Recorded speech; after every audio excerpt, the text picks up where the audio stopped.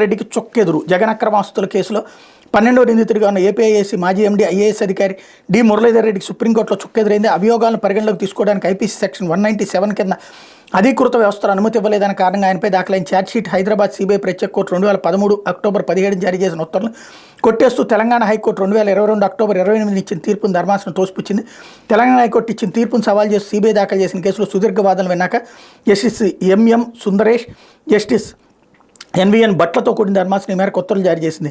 ముందస్తు అనుమతులు తీసుకోలేదన్న ఏకైక కారణంతో ఐపీసీ కింద నమోదైన కేసులను విచారించకూడదని చెప్పడం సరికాదు. అందువల్ల ఆ తీర్పును కొట్టేస్తూ సిబిఐ దాఖలు చేసిన పిటిషన్ అనుమతిస్తున్నాం. ఈరోజు మేము వ్యక్తం చేసిన అభిప్రాయాలు క్వశ్చన్ ఆఫ్ లాకే పరిమితం. ముందస్తు అనుమతుల అవసరం గురించి ఇరుపక్షాలు తమ వాదనను ట్రయల్ కోర్టు ముందు వినిపించుకునే స్వేచ్ఛనిస్తున్నాం. ఈ కేసులో అభియోగాలు 2013లో నమోదయ్యాయి. ఇప్పటికే దశాబ్దం గడిచిపోయింది. తనపై నమోదైన కేసు కొట్టేయాలని ప్రతివాది 2018లో కేసు దాఖలు చేశారు. ఈ నేపథ్యంలో విచారణ వేగంగా నిర్వహించాలని మేము ట్రయల్ కోర్టును నిర్దేశిస్తున్నామని జస్టిస్ ఎంఎం సుందరేష్ పేర్కొన్నారు.